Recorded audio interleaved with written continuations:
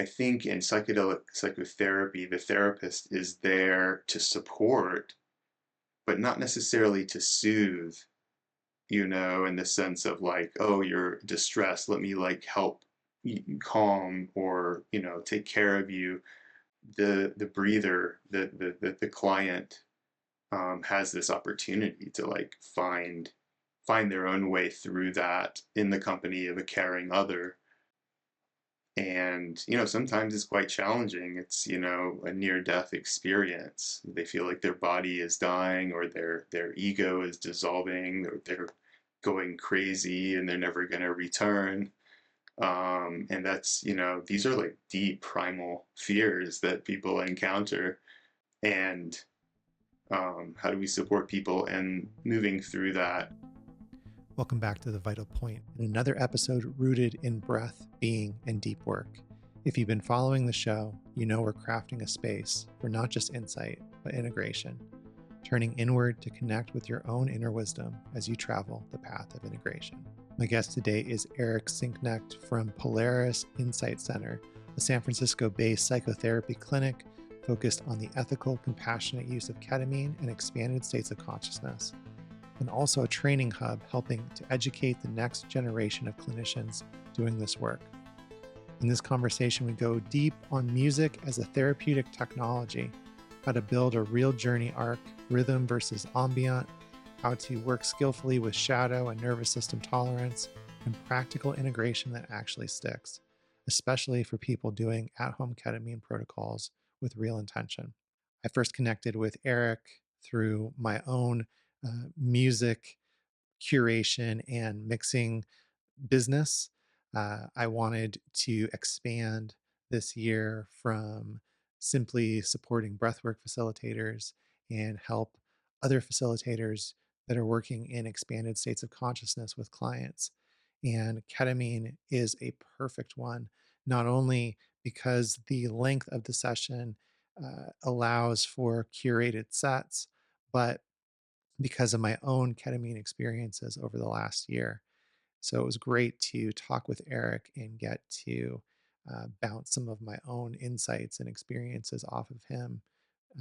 His knowledge and experience as a trainer and qualified therapist was invaluable.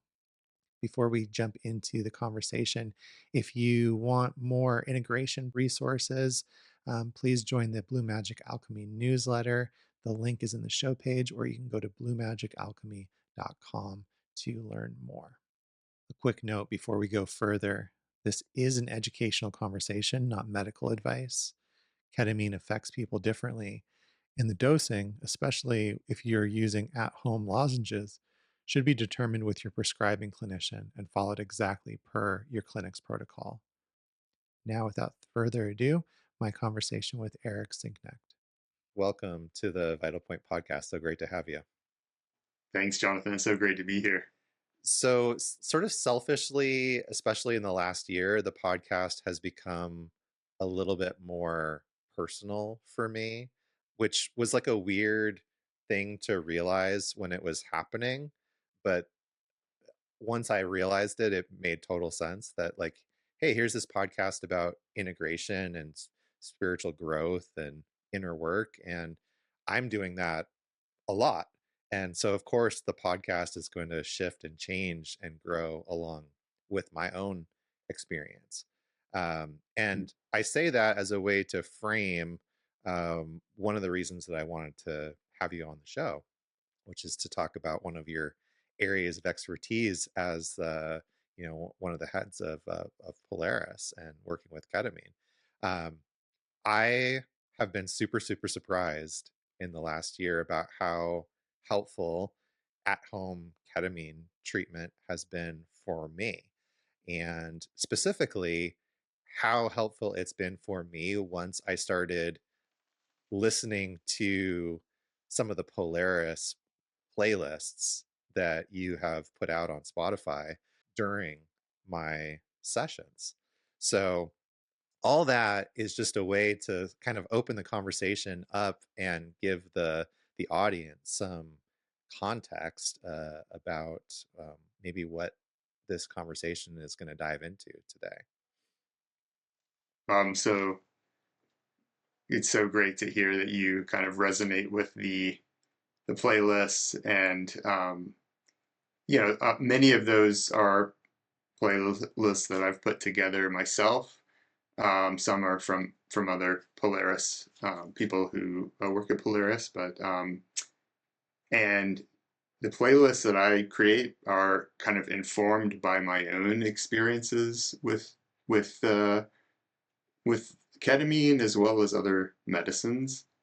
But I've kind of collected these tracks from different experiences along the way, and they're kind of like my own personal icaros. Not all Mhm. of them, but a lot of them are like special tracks that have like really moved me, or kind of activated certain emotional process or catharsis, or been associated with like spiritual experiences, or really therapeutic moments, that I kind of really try to remember those tracks, come back and collect them, and then I'll kind of just play with the arrangement, um, and arrange them according to the different phases of the journey.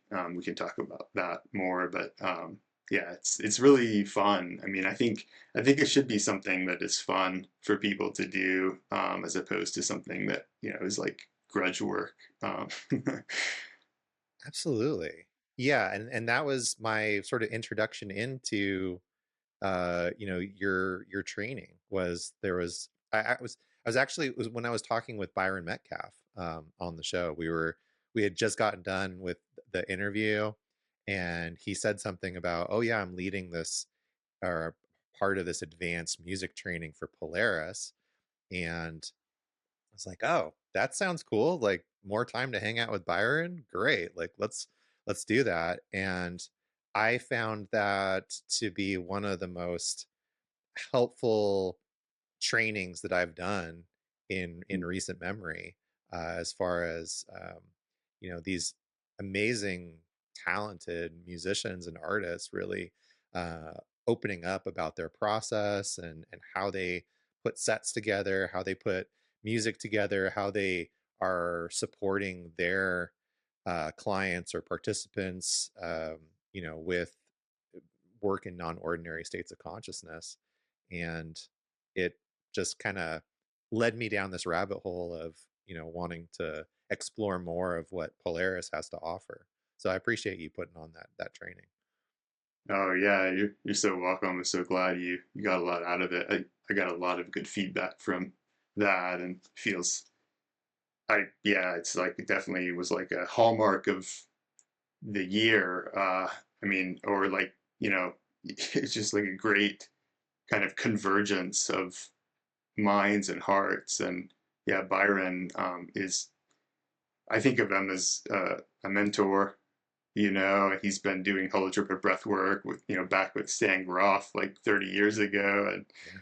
um, I love how he thinks about, like, he brings so much heart to the work, and I love how he kind of describes entering into the field with the person that he's working with, or in holotropic breath work, and like letting the field inform the kind of music that he is playing. And I think he does, well, he does recorded and live sets, and sometimes hybrid sets, but like that, listening and attuning to the field and letting that inform how what sounds or what music you bring in is kind of another level of you know session curation, if you will. Yeah. Well, I also heard some of that in what you shared in the beginning as well. Is like there's something in your own experience where you're open to not only your own experience, but just the energetic potential of how the music is affecting you, and then being able to take that back and test it out, and you know have other people experience it and see what works, what doesn't. It's another, place where I really have resonated with what I've, heard from you, via other, media and formats before. Um, my own experience has really been shaped by my time in the rave scene. And even, even though I don't do it as much anymore as I, did 20 years ago, I still try to get out to these shows a couple of times a year at least, where there instead of it being, one night and there's 5 or 6 DJs all playing for like an hour, where it's one or two DJs playing together for extended, 5 to 7 hour sets. And I find that that is so similar to what I'm trying to do when I'm putting together a breathwork set or a set for working in expanded states, as far as like creating a journey. And part of the journey is it's not linear. It doesn't just go from, 0 to 100 and try to stay there for as long as Mm. possible. Like there's these ebbs and flows and valleys and peaks. And, I think it almost trusts the consumer as much as they're trusting you as the curator, that that they're going to be held in this sort of sonic container that you're creating. I love that. I mean, I so resonate with that, and yeah, right. Like the DJ that is playing a longer set is really taking the listener on a journey, and it's like this epic voyage, and it's um, yeah, it's like a good story. It's not just yeah. There's chapters, and Right. there's like and there's like downtime and uptime and everything. Yeah, just you're traveling through multiple kind of landscapes and territories, if you will, of the inner world. Um, like music is like a kind of map. It's kind of a carrier wave, to use Gruff's term, that kind of carries you through, and so you're kind of along for the ride in a way. Um, and you kind of surrender to this story, and just it's emergent, it's unfolding, it's um and I think ideally the listener has done some work to get into a more meditative state where they're not anticipating or predicting what's going to happen next, or listening for something that's going to happen in the future, but they're really fully present. And like in the like in a rave, like they're in their body, they're in the moment, and they're yeah, like really synced up with this emergent um aspect of the sonic journey. Yeah. Yeah, and I find it I don't know, for me I find it very similar to being, in a holotropic breathwork room. And it's funny, the issues that I've sort of had during my time in training, like I haven't had the pleasure of working with Stan Groff directly, but I've heard from mentors of mine that have worked with him, like for instance, not a huge fan of electronic music. Mm, And I'm like, wow, I just feel like you're missing out on so much emotionality. And mm, I get that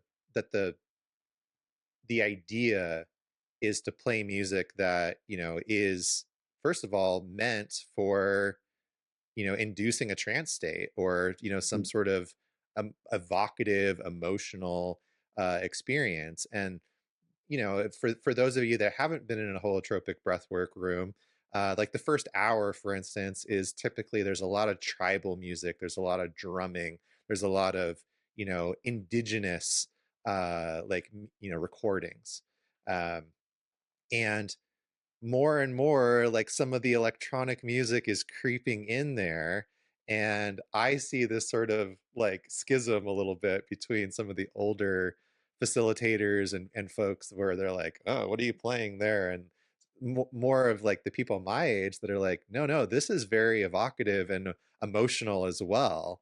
Um, but maybe just hasn't had the moment in the spotlight yet in the same way that some of these older recordings have.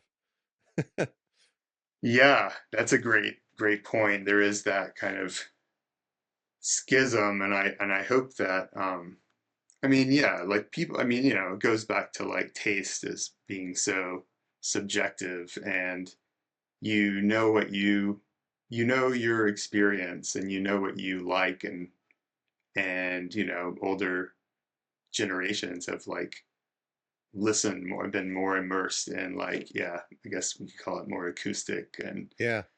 classical kind of sounds and new age in music. But new age is an interesting genre because I think that's kind of that was a bridge between more classical and this kind of EDM, more electronic genre. The new age and like maybe progressive rock, like Yes and Yeah. some of those guys, and then like new age. They're very different genres, but they kind of each of them kind of were bridges, I think, in ways. Just letting this land for a second. The question isn't electronic versus acoustic. It's, does the music reliably support the journey for the participant? If a track is creating trance, emotional access, and a sense of being held, in my opinion, it belongs, no matter the genre. And the real skill is curating an arc that the nervous system can trust. To me, it's about these principles rather than the genre, and knowing the set and setting as well as your participants. That's the most important aspect in putting together music to hold expanded states of consciousness.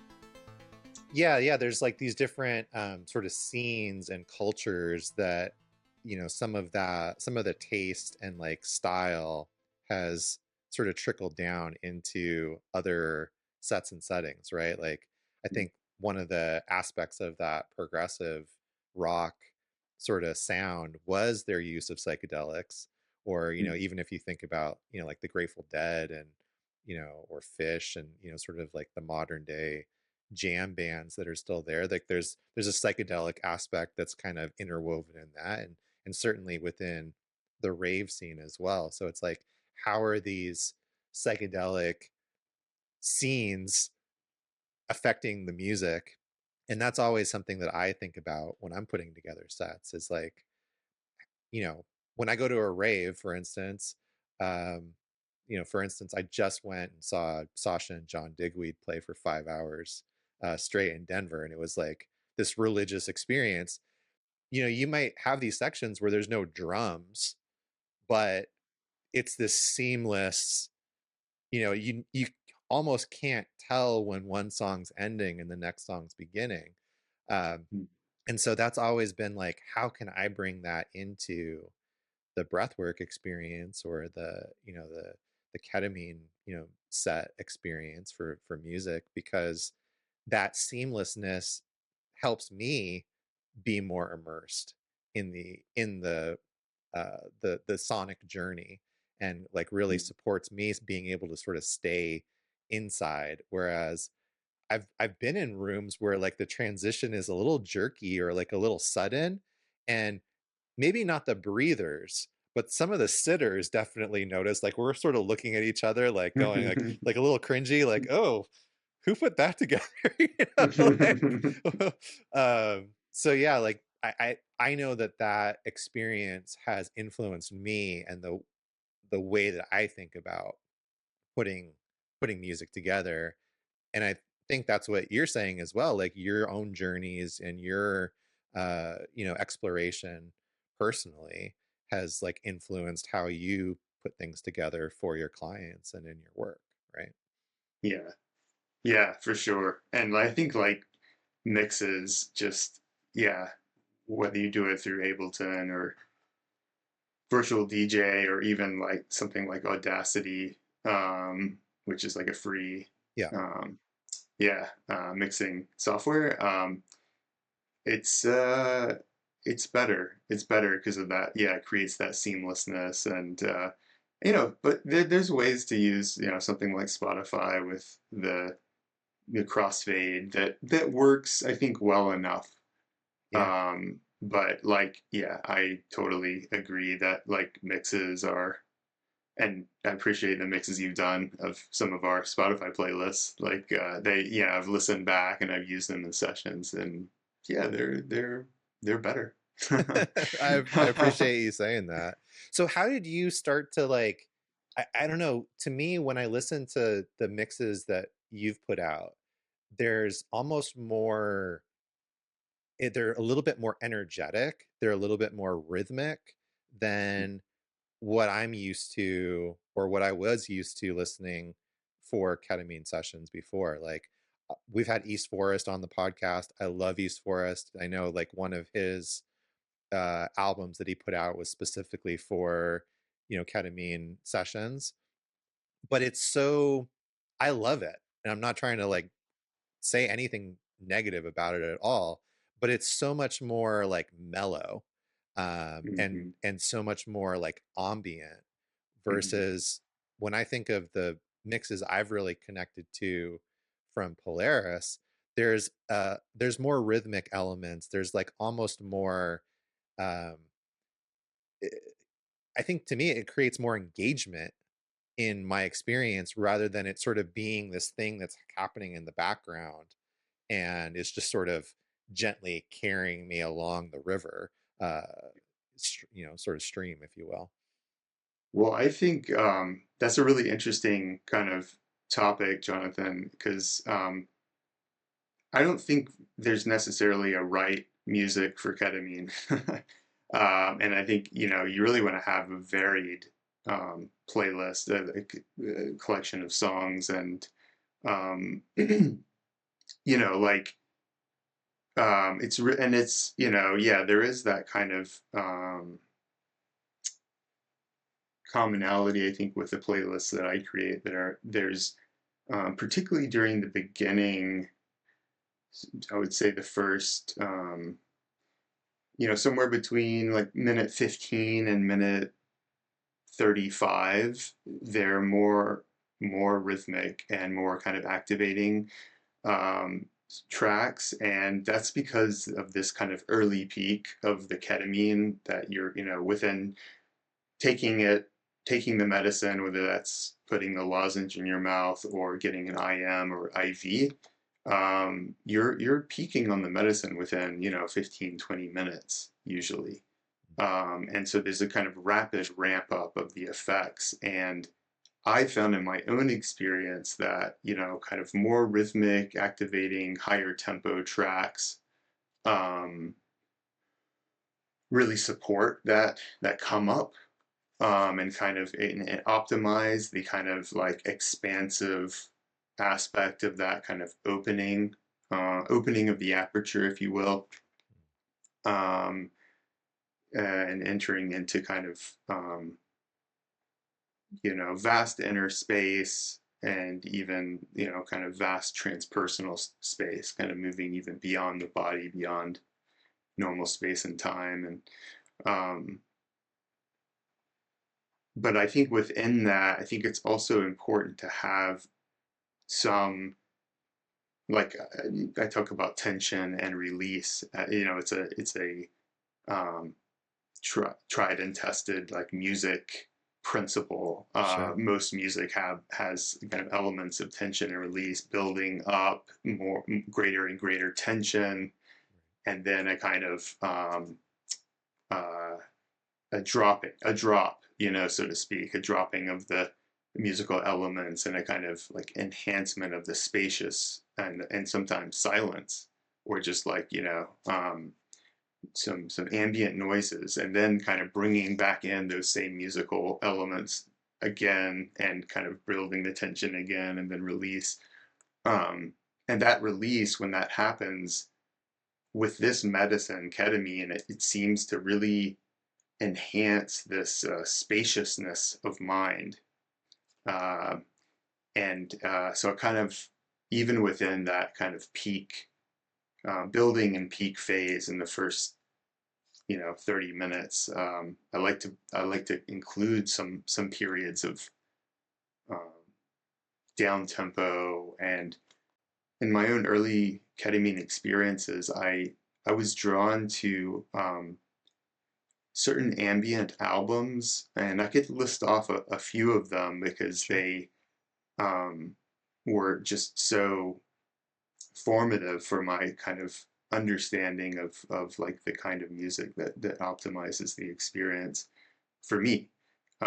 Like albums like Movements by Solar Fields, from start to finish, that is in my mind still like just an epic album for a ketamine experience.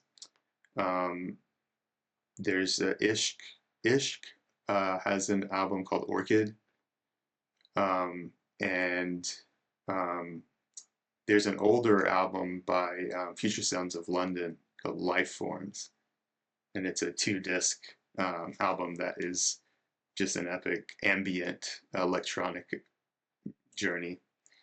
Um, and Carbon-Based Life Forms, World of Sleepers is great. It has a couple of tracks with some vocals on it, and typically I like to like no vocals, or at least for the first 2/3 of the experience. But that album's an exception. I um, So yeah, so those are some early influences, Nice. and and then like some of my clients love the John Hopkins music for psychedelic therapy album. Right. Yeah, there is some subjectivity to all this, right? And I appreciate you naming that there is no one way or right way to do it. Um, and yet, I think one of the reasons I definitely wanted to chat with you was like our taste, our subjectivity seems to be really aligned together, Mhm. which is nice.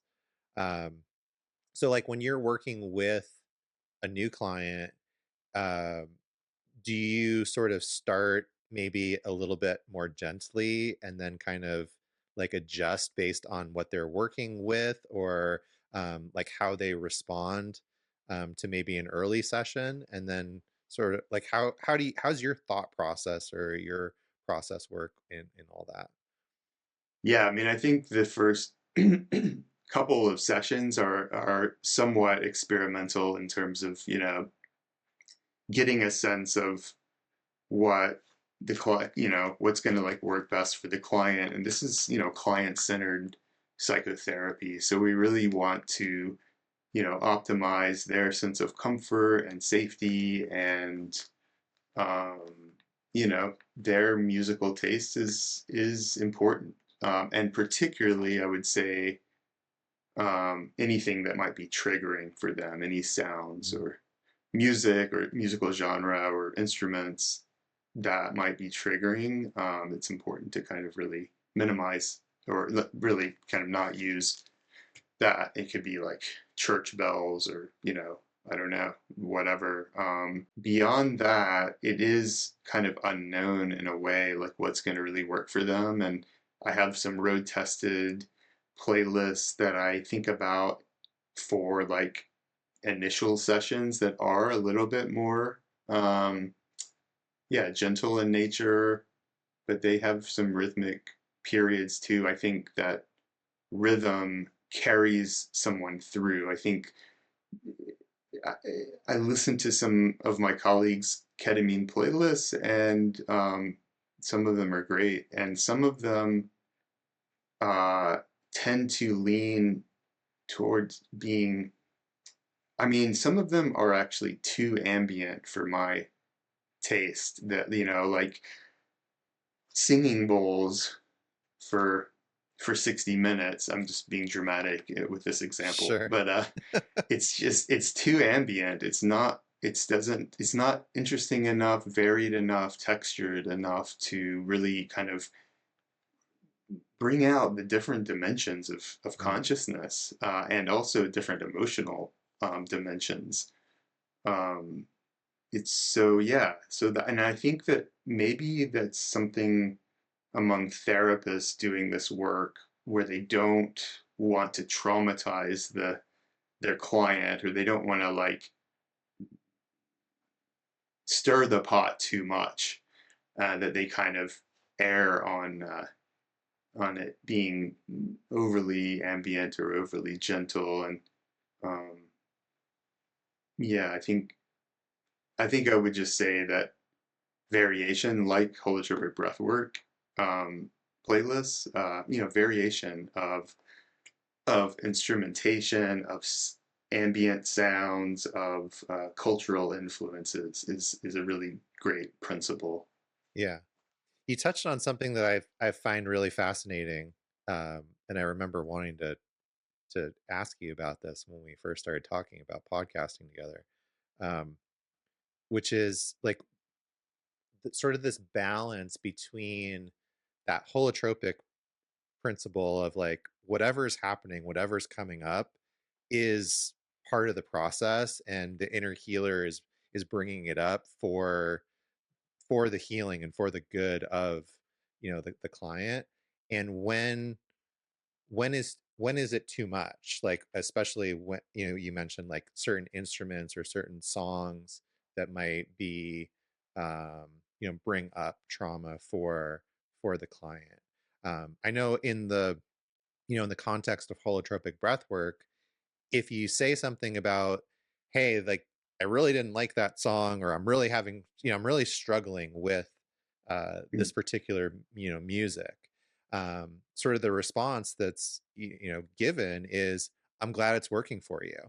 And even if there is like a struggle or some friction, the invitation is to take that inward, take it vertical, to sort of use the language of the holotropic paradigm, and like work with what it's bringing up inside of you, rather than projecting that outward or sort of blaming it on the outward experience.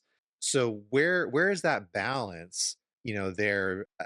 I'm thinking of, you mentioned church bells. I recently had a breathwork client who asked me to put together a set for them, specifically for a group of Roman Catholic people that they were gonna lead through a breathwork session. And I mentioned this to my breathwork community, and a couple of people were like, "Yeah, please don't ever play that, because that would be like really hard to like to breathe to." As opposed to, most of the time when I'm putting together breathwork sets, I'll end up using them at some point with my own community, maybe changing things here or there. Anyway, that was a little bit of a tangent, but like, how do you find that balance between sort of inviting the participant to kind of go inside and work with the material that's coming up, versus like being willing to change or adapt?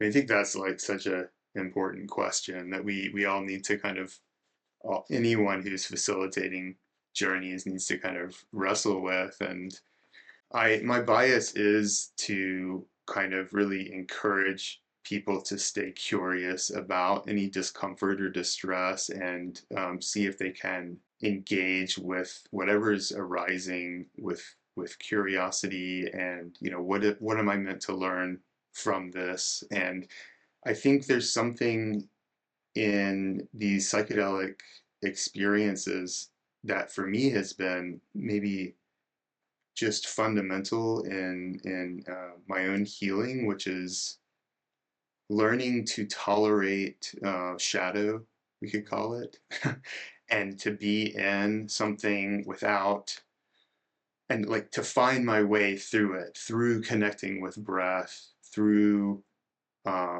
movement, through vocalization, through prayer, finding like innovative ways of like breathing into it and moving through it, and not trying to kind of avoid or get away.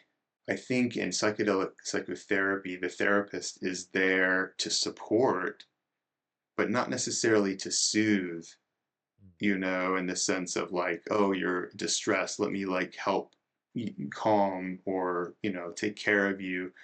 The breather, the client, has this opportunity to like find their own way through that in the company of a caring other.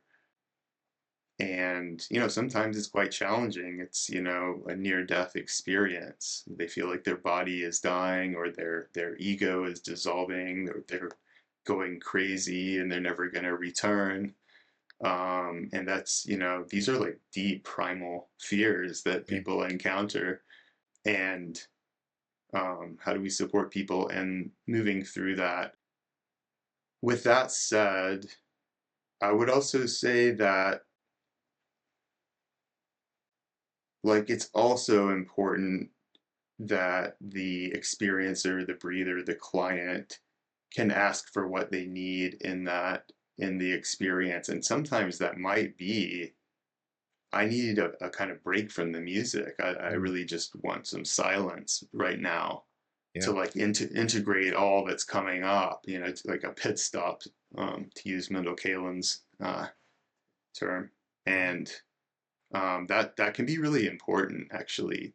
And so, like, while we want to kind of support people in moving through, we also want to be available to like stop the music, turn it down, even switch tracks, even switch playlists if needed. And I think learning how and when to do that is it like it takes a lot of having a lot of sessions and like learning. I think there's an intuitive aspect to that as well. Yeah, I think your intuition and your experience in doing and kind of facilitating journeys can really inform. And then, to go back to Byron's idea of the field also can inform that too. Yeah, like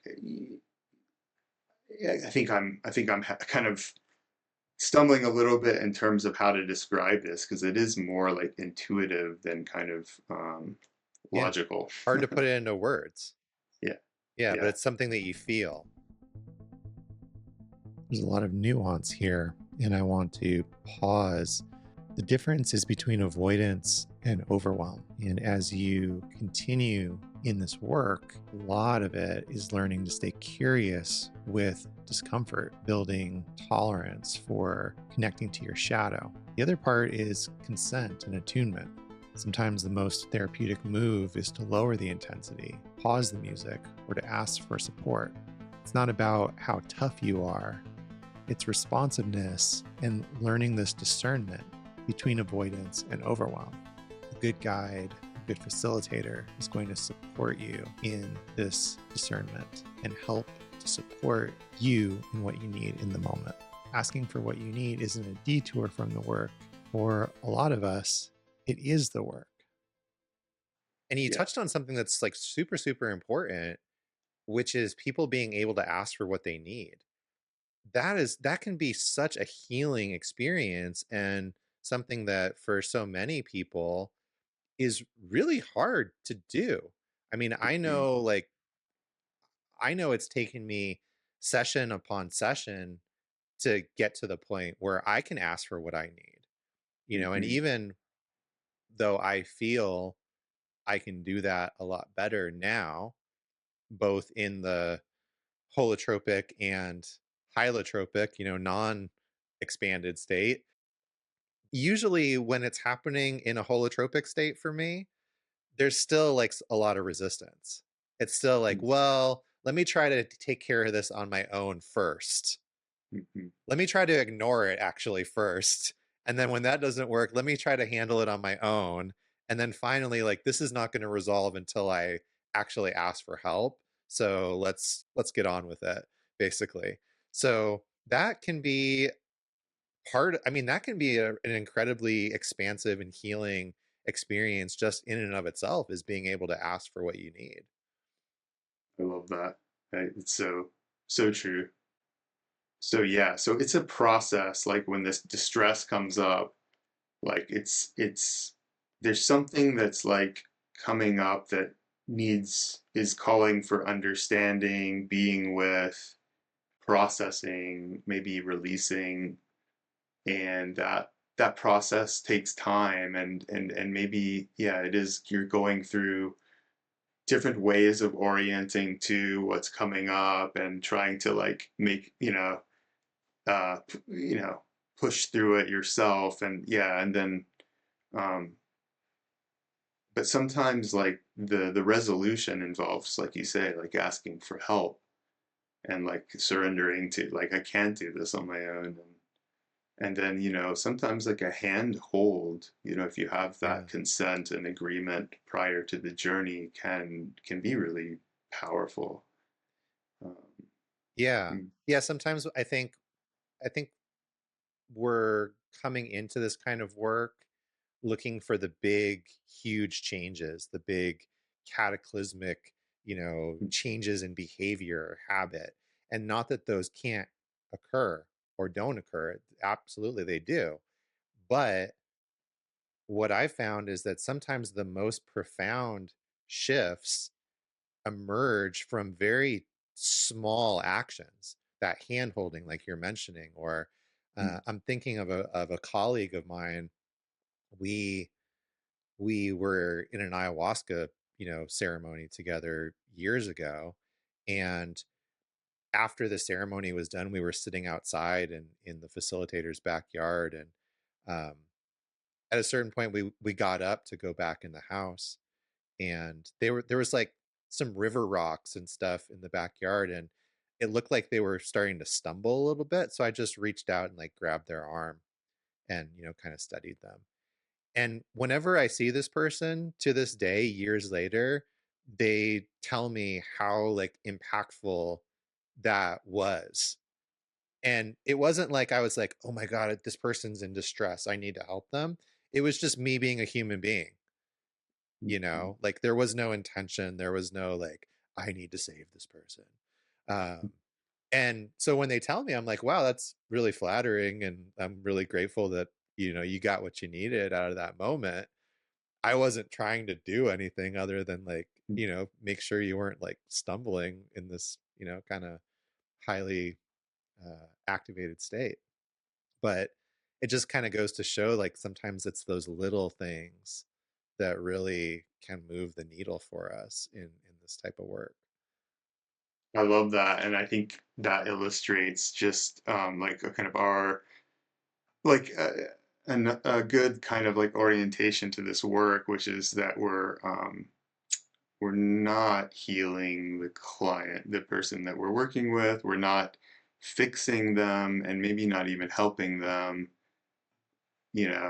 directly or actively, because we don't know like what they need for healing, or it's like, but we're like in service Yeah. to what their process, and to support their process, however that looks. And like, you're catching your friend is like, you're just in the moment, and you kind of reached out and supported him. And that's just very human, and it's also very like humble in the sense that you're not, you're not trying to do anything other than to like, um, yeah, I don't know, uh, like, I guess at a basic level, keep someone safe, you know? Yeah. My one of my breathwork mentors, Diana Medina, said something to me earlier this year that's like really been kind of a North Star. And she said, I trust in your inner healer until you can trust in your inner healer. And that's all I'm here to do. And I was like, Mm. okay, like put that on a card, please. Because you're right, right? Like we don't know. We're not there to be like a shaman or a healer. To borrow the words from Ram Dass, like we work on ourselves so that we can be a safe place for someone to come up for air if they're ready, Mm. and like kind of creating that safe container and that safety for their inner healer to do the work. Like I'm not there like, doing anything special other than creating some safety and, eh, the container itself. Yeah, I love that. Um, yeah, and I think another kind of related idea is like I feel like when I'm working with someone, if they come away from the session or from the series of sessions with uh, a greater curiosity about their inner world Mm. and a greater kind of sense of safety in their own mind and their own consciousness to like explore, or a sense of vastness of their inner world, then yeah, I've done my job. And I think that's true also with like kind of regular talk therapy or psychotherapy. Like that's the goal. But with the medicine, it's like it's turbocharged, to use Right, a term. Hmm. right, right. So yeah, I think that's like a good segue into a slightly different topic that I wanted to ask you about, which is how can we sort of mm, fac- facilitate that integration, and building that curiosity, or maybe creating different perspective is what I'm also hearing. In our experiences and the way that we feel in our bodies, or how we've approached emotional experiences. Like what are some of the ways that you support clients in integrating those experiences? So we do usually have a kind of more formal like integration session after a medicine session, but sometimes we don't. Sometimes there's it depends on the process. The way we do it at Polaris is this kind of like flexible and kind of individual in how the integration is woven into the kind of treatment plan, so to speak. But regardless, I think it's important to have some time to come back to the session. One of the benefits of doing a guided session or a ketamine-assisted psychotherapy session at Polaris, for example, is someone is with you, a caring other, and they're attuned to your process, and they're also scribing. They're capturing things that you say. And if you're kind of inwardly focused and not saying much, that's perfectly fine. But the therapist will kind of check in with you with very kind of simple, open questions, and perhaps you even have an agreement with the client that they don't need to respond if they're like deep in a process and it's not time for words, Mm. and the therapist will know, okay, they're deep in. But there's a benefit too for checking in, because sometimes there is a word or a phrase or a few, it presents an opportunity to kind of snapshot or to capture something that's happening that might be important, and the therapist can just jot down the word or the phrase or the color or the image. And coming back to that in integration, sometimes it kind of unlocks this whole sequence of experiences that would have been forgotten otherwise, and has some really important material. And it's not all about the content of the journey. And I think that a journey, and it can be healing even if it's not remembered and recalled. So I don't want to Sure. put too much importance on like remembering everything. And I think there's something about ketamine where it can have this amnestic quality, particularly at higher doses. And it can be sometimes hard to recall. But I think we should make an effort to, uh, the therapist should make an effort to capture uh, words, phrases, sometimes sounds or movements that they observe. And sometimes these are incredibly significant for their process. And so the client has like a script or a transcript of how their process in the session, that I always share it with people afterwards, so they can kind of go back to it and sometimes piece things together. Sometimes we go back to it together in an integration session. That's one integration technique that can be really helpful, and I think it um, is perhaps uniquely helpful in the context of a guided session. I mean, you can try to take notes when you're doing a session at home, It's hard. but yeah, it's an anesthetic, a dissociative anesthetic. So yeah, you're not necessarily coordinated, able to kind of, language things in that way. Yeah, no, I've tried. I've definitely I'll keep a little notebook next to me, but I'm very loose about like, sometimes I've gone back and looked at the notes and it's, out of a whole page, there was maybe like 4 lines that kind of start at one corner and end up at the other. And I'm, what am I saying? What was I trying to say?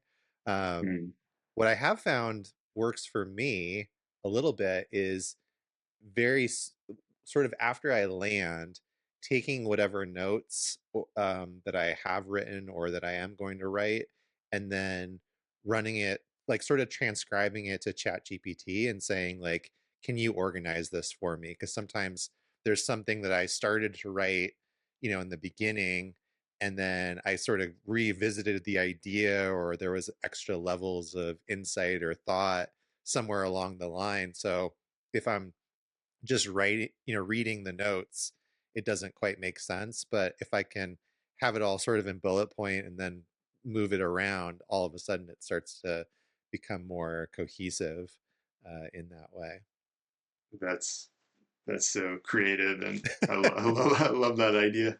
And there's been times where I've just talked to, sort of transcribing it as well. But for me, the issue with that is like, then it stops the music, which is pretty pivotal for me, as far as the experience goes.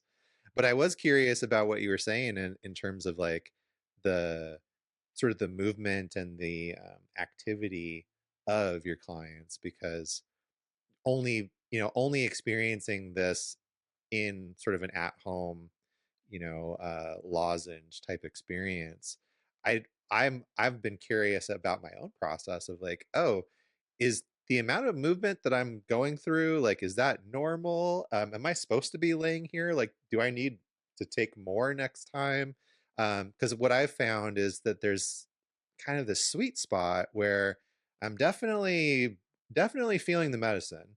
I'm definitely like having a good time, and my mind is still very clear, um, in terms of like, as insights are coming up, um, being able to sort of work with them, to think about them, to almost like allow them to bloom and flower and develop.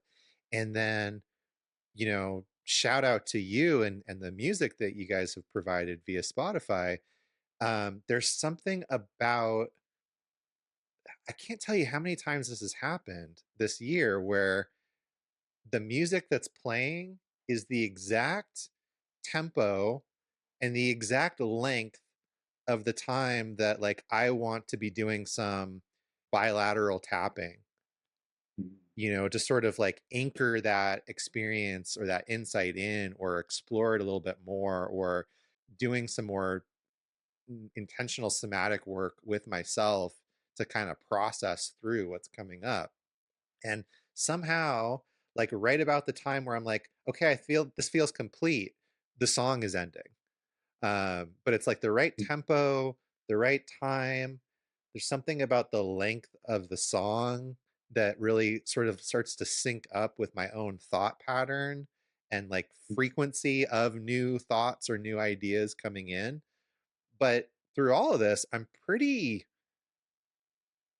aware, or pretty like, I feel present. Whereas, when I think of sort of the stereotypical like ketamine experience, it's like somebody that's kind of just laying there in a K-hole, like not being able to move or, really process. And I definitely have had a couple of those experiences too, like on a recreational, kind of level. So that's my curiosity, is like, okay, what is this normal? Like, is this something I should be doing? Should I change my dosage? I don't know. There's this stereotype with ketamine, especially when one is coming from the recreational background, that the typical ketamine experience means that you're gone, you're in a K-hole, But what I'm describing is very usable. It's middle ground. It's trancy, it's inward, it's more spacious, but I still have some agency. And with that agency, I can use my breath, I can use tapping, I can use somatic tracking to help develop the insights that can actually land in my body. Instead of chasing a K-hole and dissociation as the goal, I want to encourage listeners to find the dose and structure where the nervous system can actually learn. And that's one big benefit of working with a qualified guide like Eric. Well, just the way that you talk about it, and just sounds like really a rich experience and really therapeutic and like yeah, it sounds like you're doing it right. I would just, yeah, I would not say like, oh, there's a right way to do it. Some people are, and I mean, yeah, I don't know if you want to share the dose of, because I think that depending on the dose, it can really kind of look differently. But there's a few ideas here.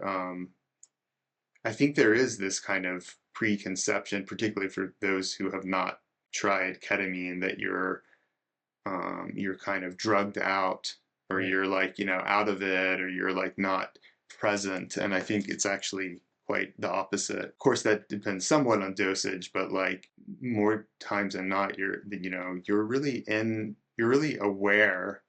I mean, there's an enhanced awareness under the influence of ketamine, but it's not the kind of waking state alertness that, we call it beta waves, Mm. waking consciousness, where you're kind of doing work and getting stuff done. It's a different kind of awareness that is more alpha theta, trance-like, meditative, a place of reverie, of wondering, of daydreaming. Um, but you're awake and you're aware, and you have agency. Yeah, you're not just completely taken by the drug experience. And so I think that, yeah, whatever comes from that sense of agency and whatever feels right intuitively is right. Mm. Whether that's like moving, whether it's tapping, whether it's processing in a certain way. I recommend people don't get up and walk around unless they need to go to the bathroom. But other than that, A quick note before we go further: this is an educational conversation, not medical advice. Ketamine affects people differently, and the dosing, especially if you're using at home lozenges, should be determined with your prescribing clinician and followed exactly per your clinic's protocol. Yeah, the one time where I thought, "Oh, this is really interesting," was I had gone into the session and I'm like, there was so much happening. So I have a little ritual for myself. Like I light some candles in my room. I'll turn the lights off. I have some incense and Palo Santo, and I have a recliner chair that's pretty close to my bed. So I'll sort of work with the lozenge. I'll usually do some journaling as I'm sort of swishing the medicine around, and then when it's time to spit it out, then it's already kind of hitting me, and I'll kind of stumble over to my bed and stay there for the session. But this one time, I maybe got like 10 to 15 minutes into laying on my bed, and I realized I had forgotten my eye mask. And the candles in the room were creating like so much more visual activity, even with my eyes closed, than I was used to. I was used to just this blackness, from the mindfold. Um, and I thought about getting up and like getting it, and I'm like, no, that just doesn't sound like a great idea. I'm just gonna, well, okay, here, when things are a practice, you can let there be a little bit of variability or novelty, and let's just see how this affects things. And I think it did kind of keep me a little bit more present that time than normal. Um, so I definitely like learned from it of like, okay, put the eye mask on your bed, if not around your head before you go in. Um, and you had mentioned dosage. Again, I'm not sure, lacking sort of context and experience, like how normal, what people sort of dosage. My recollection, just off the top of my head, is that I'm working with lozenges somewhere in the like 2 to 300 milligram Mhm. area. So I don't know if that's like a lot or a little or what. Yeah. Yeah, I mean that's kind of on the higher end, Mm, these are 2 to 300 milligram. yeah. Like the lozenges are 100 milligram, correct? Uh, well, actually, the last dose or the last batch that they sent me were 400, and I've been cutting them in half.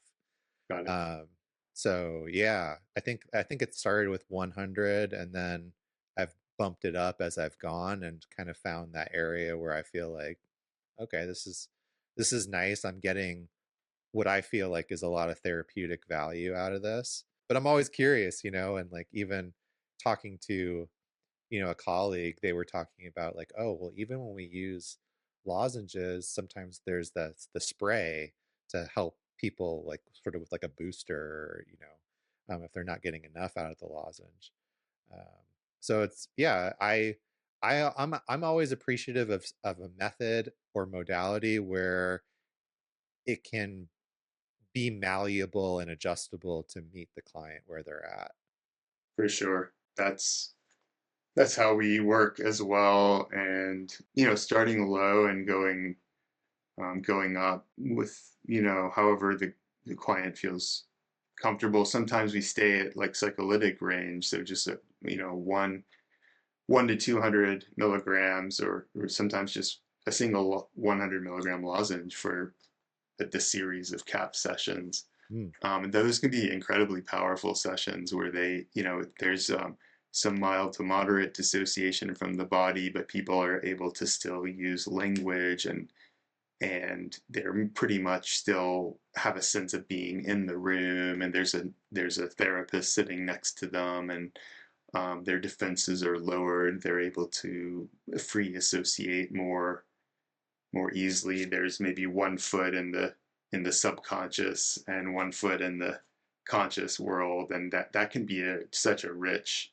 area to work in, and it can look like a very deep psychotherapy session where a lot of material comes through and is being processed.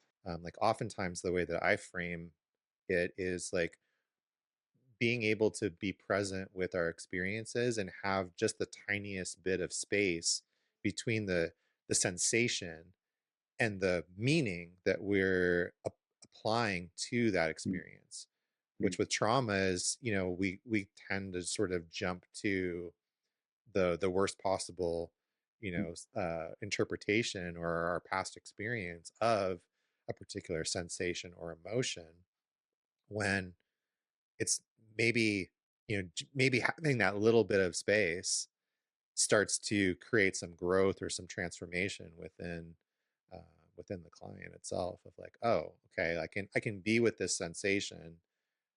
I'm not dying right now, or like I'm not being, under threat. um, Yes. so yeah, so much benefit to that experience. Right. And to experience that sensation almost like anew without that coupling, that kind of conditioned coupling of the sensation, meaning, yeah, I'm dying, or being so interwoven with the trauma and the fight or flight response. And I think you're talking to Jonathan about like the way that ketamine and other psychedelics tend to increase over time. I think over a series of sessions increases that the window of tolerance, so that the people can be with their present moment experience without having to kind of um, yeah, kind of uh, just automatically go into like assessment, evaluation, explanation mode. Yeah. um, yeah, and that's also related to the default mode network being offline, and there being uh, more, yeah, just more spaciousness of their experience to kind of be with rather than to make sense of. Mm. Yeah.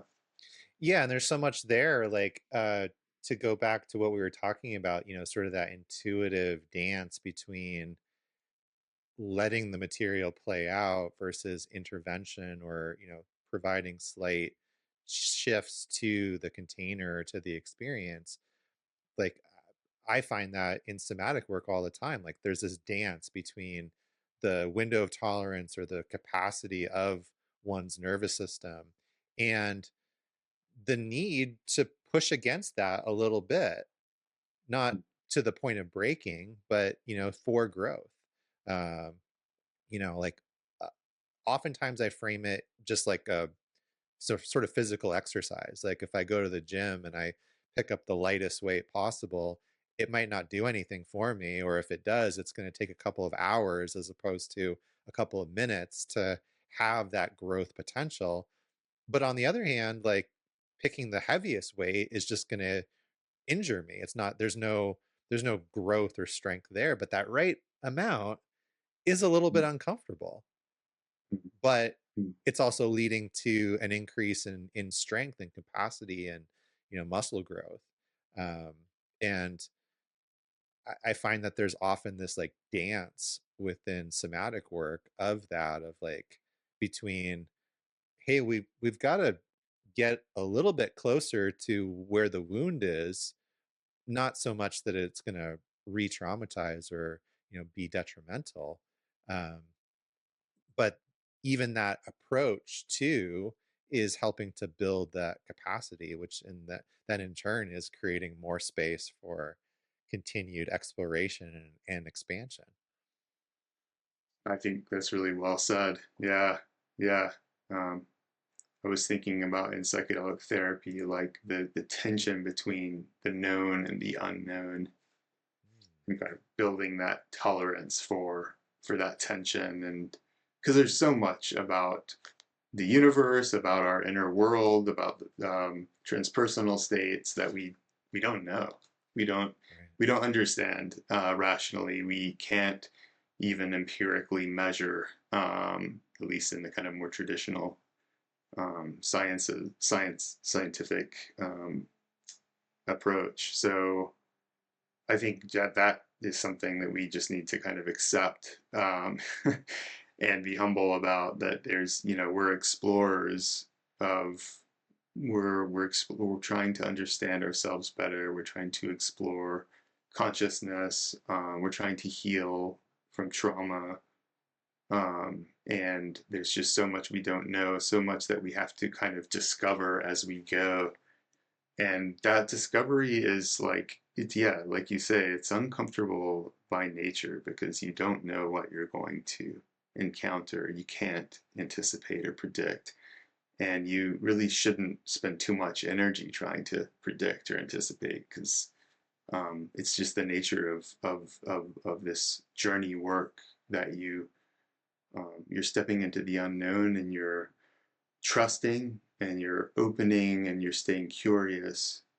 But then, like, that's also the realm of like being surprised and novelty and astonishment and bewilderment and connecting with like authentic heart opening, and being moved, and these things, insights, revelations, these are things that you can't plan for and Yeah. control.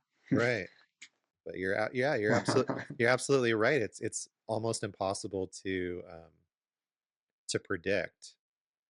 um, how have you found within yourself and your own work, you're able to sort of foster an environment where those moments can occur for you? Well, I mean, I think, I have different practices of kind of entering into the meditative state, and I have my own kind of music listening practice where I will kind of put on a playlist or an album and just kind of practice active listening. So the music is the main event, and I'm kind of trying to kind of enter more and more into the moment through use of breath, just kind of giving myself permission to settle and to listen fully, you know, and let the music take me and tell me its story, and you know, and that sometimes I'm just not really feeling the music for whatever reason, the kind of, yeah, how the day unfolded or the stresses of the day, or I'm not able to be kind of fully present for whatever reason. But oftentimes I am able to like shift into this more meditative state through the music, through the breath, and be taken on a journey, and you know, no medicine needed. And I'm having kind of chills and somatic rushes through my body, and kind of appreciating beauty, and experiencing awe. And I think that's one thing for me that the medicines have given me, that is like the gift that keeps on giving, which is being able to listen to music and not all the time, but a lot of the time connect with yeah, expanded states of consciousness. And it's not verbal, it's not intellectual, it's sonic, it's emotional, and vibrational. And so that's a great practice that is just incredibly rewarding. And I do also recommend, and you know, I like when I hear from my clients, you know, I'm listening more to music, just like on my own. I'm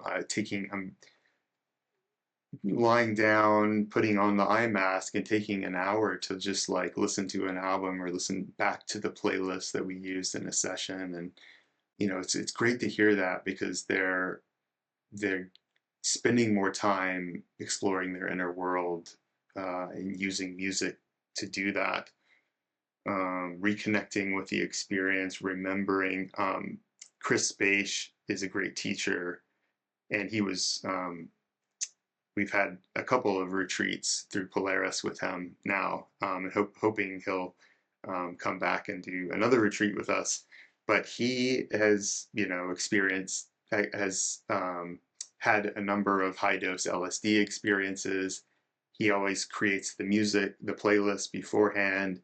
And the way that he integrates those journeys is the next day he goes back to the playlist and he listens to it through, you know, it's a 6 to 8 hour playlist, and he'll listen again to the music. And during that time, he'll be journaling and, you know, kind of making notes on, and sometimes just like going within and feeling the music. And this is like a very powerful kind of technology that we can use to remember and to like reconnect with the experience. So I always recommend that my clients listen to the playlist again with a journal handy, and yeah, I always send them the playlist after the journeys. It's a way of processing emotions, reinforcing newly formed neural networks, you know, reinforcing and maintaining plasticity.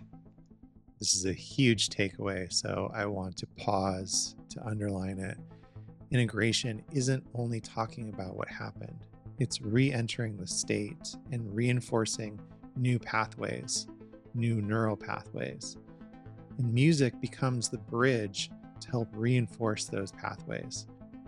Re-listening to the session playlist, journaling, being in nature, meditation, these aren't nice extras. They're how the insight becomes behavior. It's how you build the bridge. For you listening, what's one practice that you've learned from this show that you can do consistently in the first 24 to 48 hours after a session to help you build this bridge and reinforce these new pathways so that the insights and the integration actually sticks for you? And there's, you know, a 48-hour window of greater neuroplasticity after ketamine. There are longer windows for other psychedelics, but that really means that within the next day or two after a session, you really want to do, come back to the journey, the material that came up in the journey, re-listen to the playlist, maybe do some meditation or engage in a new practice that kind of helps you to kind of connect more with that meditative state. Maybe it's immersion in nature, um, meditation, yoga, but all of these kind of practices reinforce that neuroplasticity and reinforce like new neural networks that are being formed. So I always kind of remind my clients to strike when the iron's hot, Mm, and kind of engage in these practices in the following days. nice. Yeah, I like that you mentioned the vibration, and that's always been an idea that's resonated with me, is like that music being this vibration, this vibrational frequency, and that it's touching us internally somehow, like almost like how a tuning fork like vibrates at the, when the frequencies start to get close to one another. That Mm, there's something about music that like touches that inner vibration, and that we resonate with certain things, certain feelings, or certain composers. Um, and there's something that's like really magical about that to me personally. Like take away any of the trappings or any of the ritual that or set and setting that we've been talking about, but just that, that something uh that can be created, whether it's you or I, like putting together a playlist, or someone like Byron that's like tapping into his creativity, um, but that, like that intention, how that ripples out, how it can have an effect on people, um, that's not confined to a particular space or time period. And I remember having this like insight in an ayahuasca experience of like listening to, an Ikaro, uh, like a recording of an Ikaro, and being like, I have no idea if this person is even alive anymore. And yet their medicine, their healing continues. It's not localized to, a hut in the Amazon or anything like that. Like it's, wow, that's some pretty powerful medicine, I think. And mm, when you think about the composers, or the artists that we're still getting healing benefit from, even if they've passed on to another realm, that's a pretty cool legacy to leave, I think. That that vibration can be echoing out throughout time and space. yeah, beautifully said. Yeah, it is magical. Um, it's vibrational, and there's a science to that, and we could talk about resonance, we could talk about entrainment, but like, and harmonics, and but like, yeah, it's like, how does that happen? That you resonate in a certain way when certain sound or music is played, that leads to catharsis, leads to uncontrollable shaking of the body, leads to purging in ayahuasca. Right. It's like, there's something quite profound that's happening that is kind of beyond. It's not egoic. It's beyond.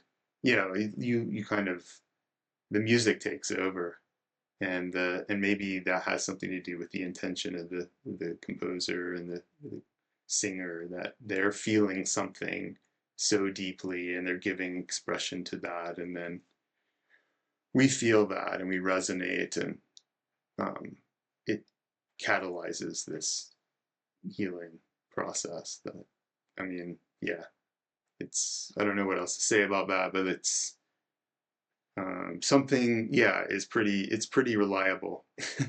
I mean, most people can use music in psychedelic sessions for that reason, I think. Yeah.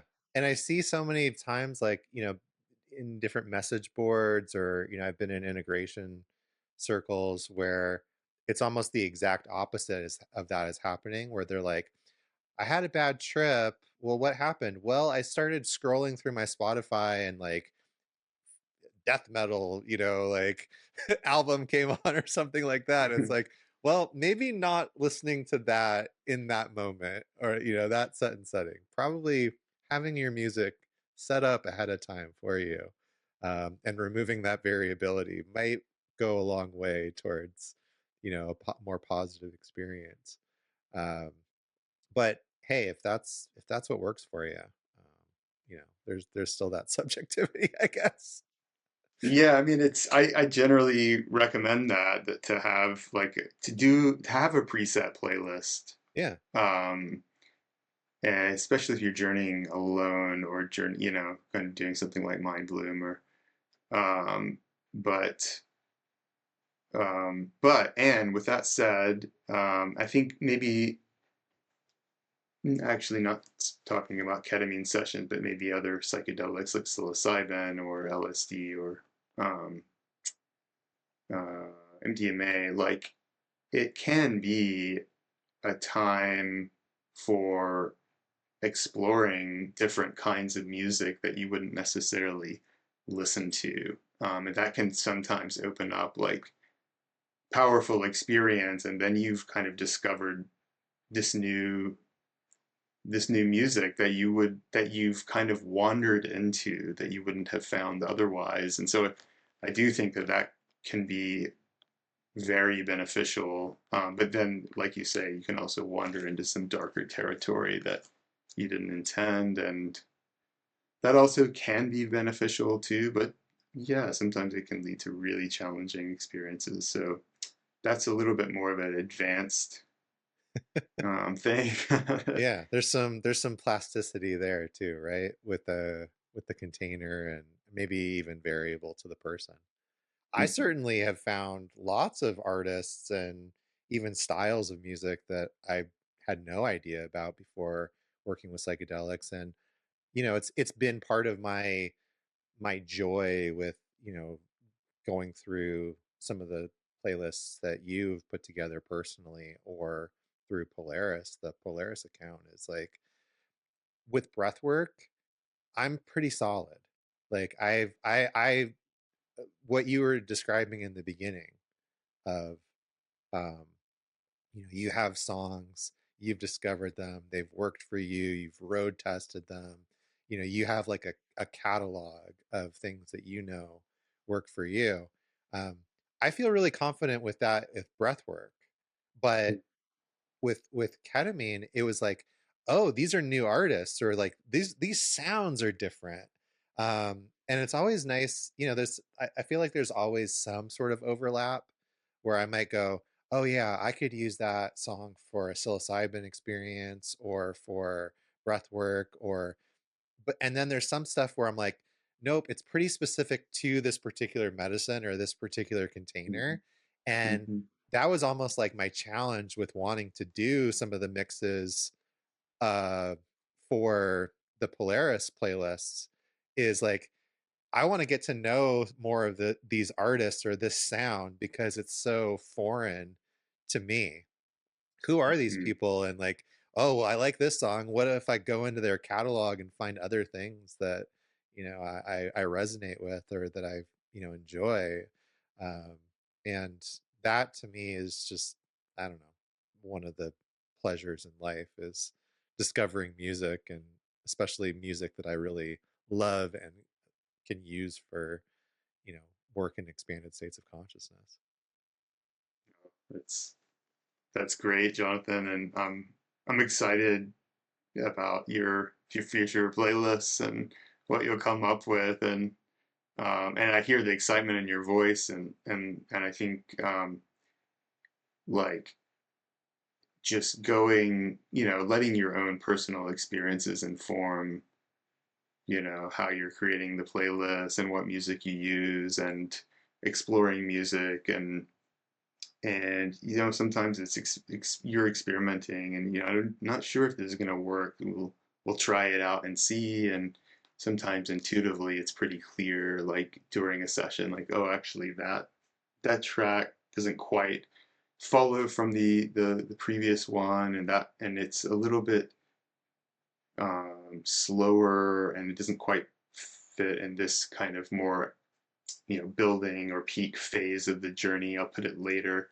So that's, give yourself some room and permission to, like, you know, uh, yeah, refine as you go. And Definitely. I mean, I've for sure had that experience DJing before where it's like in the headphones, it sounds really good. And then when it's like out in the room, it doesn't quite translate the way that I yeah. was hearing it in my head. But then there's always, some happy accidents and like things that Mm, you could discover through that process as well. yeah. It's what I loved about going through the holotropic training is like I felt like every time I would go to a training module, I would discover at least a few songs where I'd be like, I would have never thought to put that into my playlist, but this definitely works and I really like hearing it, like Mm. let's see if my participants like it as much as I do. And there's definitely been a few times where they're like, well, the music today was a little different. But then also like a lot of, like, oh, that was really good. I like that. So yeah, it's something that I feel a lot of joy and passion around for sure.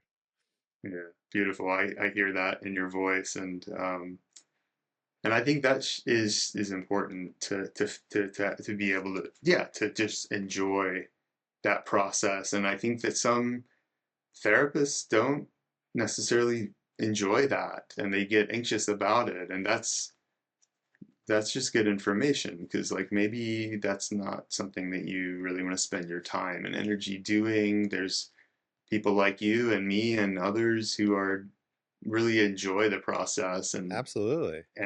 there's plenty of different playlists available to use in sessions. So not every therapist is gonna, I think it's not required competency to, like, um, to be able to develop amazing playlists for journeys. That's right. Yeah, and like you said, there's folks like you and me that are there to that can support them, if that's not their, zone of genius, and they want to Yeah. spend their time and energy working on, something else or a different aspect of their business, of their practice. Um, yeah, I'm happy to step in and support in that way for sure.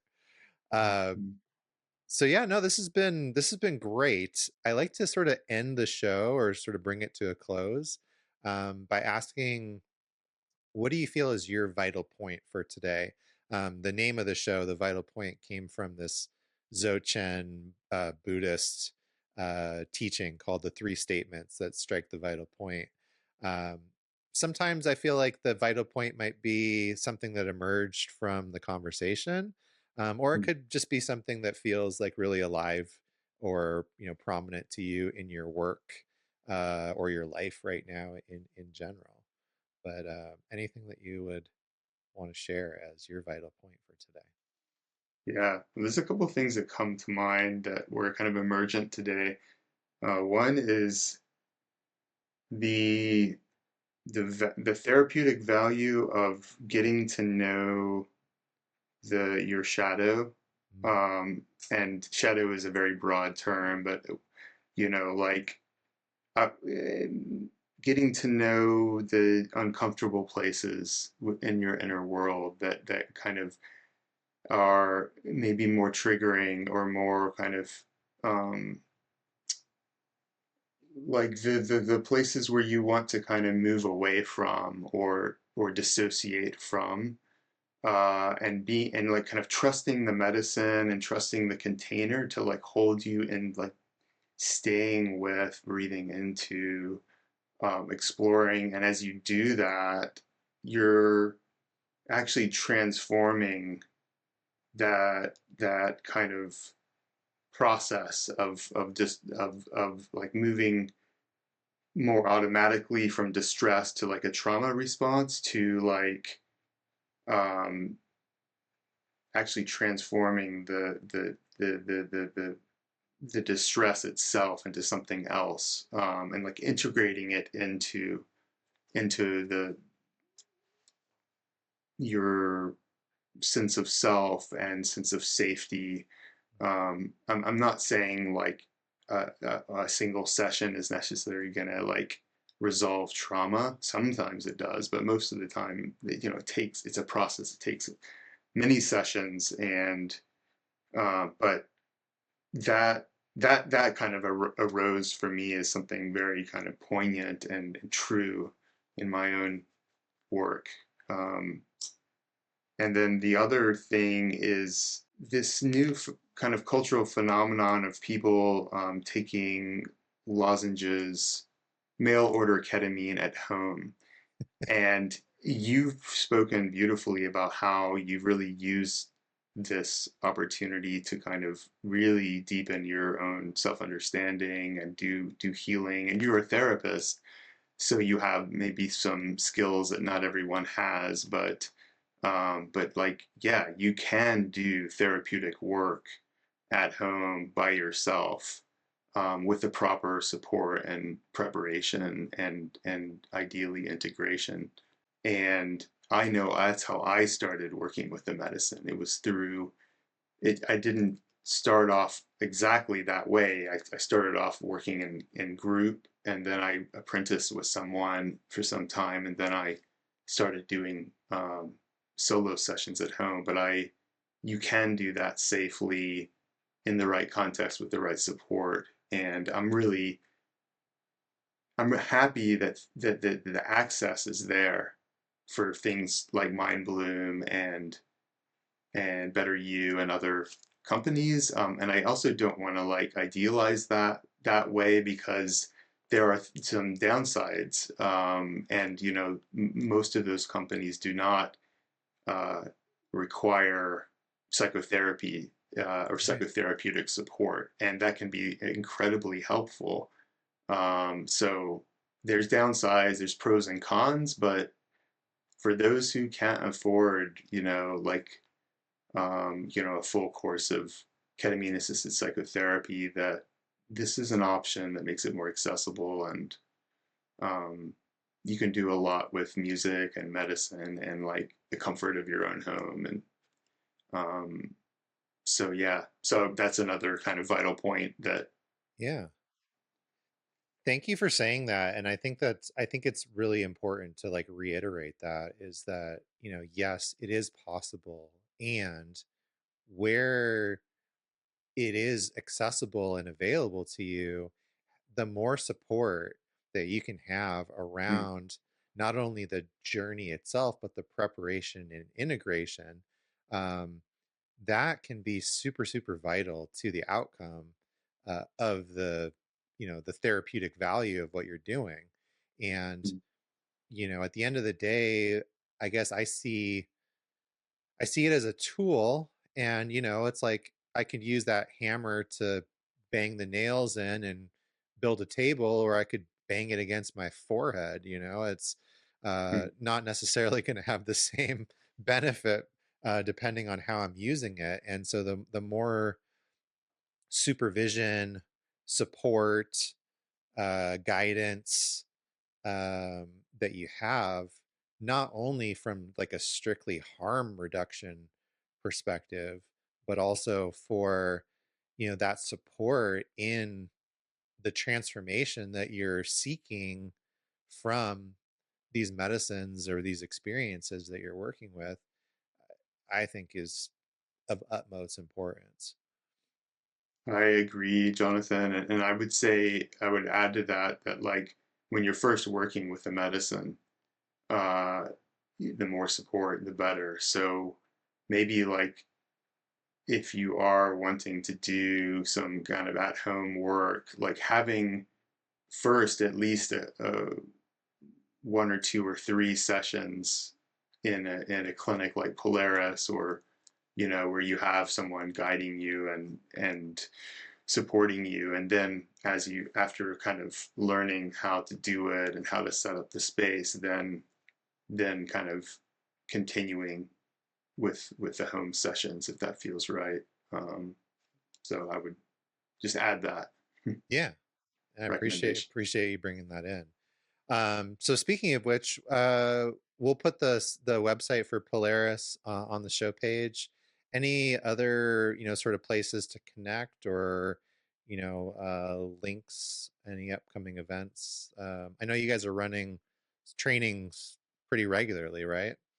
Yeah, we have all of our trainings are online, and so we have probably 12 or 13 half day or day long virtual trainings on various topics like integration, ethics, music in CAP sessions. We have a foundational series, modules 1 through 5, and a practice and training module that is kind of more foundational. And then there's like advanced topics with, there's advanced training modules with people who are working in the psychedelic medicine field who are doing ketamine sessions coming in and talking on various topics. Um, and then we have in-person retreats in Berkeley and in Portland. Mm. And so this is a chance for people in training to have an experience with the medicine, have experience supporting people under the influence of the medicine, and learning about different integration techniques and practices, working, healing through community, through integration as a group and reflection. And so we do those retreats 3 or 4 times a year, and we have a whole extensive training program that I mentioned online, and then we do clinical work. So we have a number of therapists working at Polaris in San Francisco, and we are seeing clients actively, individual sessions mainly, but we do some group and some couples work. Well, thank you for being out there and doing the work that you're doing, not only for the, client experience, but, for training, people to hold these containers and these experiences in a way that, is supported and grounded in, some solid psychotherapy practices. Um, I feel like that's really important right now as we go through this quote unquote psychedelic renaissance that we're going through. It's kind of a wild west out there in a way. So, Yeah, finding the people that you resonate with, and like the frameworks um, that feel therapeutic and that you kind of relate to, I think is can be a little bit of a challenge. And it's, one of the reasons that I wanted to create this podcast is to give people some ideas so that they're not like wasting their time going down rabbit holes that might not lead it to very healthy places. I so appreciate that, Jonathan. Just listen to some of your interviews and just like your open-mindedness and the different ways of. I mean, people are going to resonate with different approaches and different therapeutic styles, and we're thank goodness we all have different tastes in a way, and we're good at different things, and it takes a village, and there's no right therapeutic approach. And so, yeah, you just find who you resonate with, and uh, invest some time and energy into training. And there's a lot of different training programs out there, and growing in number, and that's a good thing. But yeah, there's not like a kind of gold standard out there. It's really who you resonate with and who speaks to you. Yeah. Like the the part of the title of the show, the vital point is like it's not the method, it's the vital point is to practice. It's to Mm, put it into use, right? You can't just stare at the medicine bottle and wonder why you're not getting better, or blame the doctor, right? So, exactly. uh, thanks for being out in the world and doing what you're doing, and thanks for taking your time to share your wisdom and experience with the audience. Thank you, Jonathan. Thanks for doing your work as well. And yeah, it's been a pleasure. An honor. So before we close, 3 takeaways that I want to crystallize from today. One, that music isn't the background, it's the container.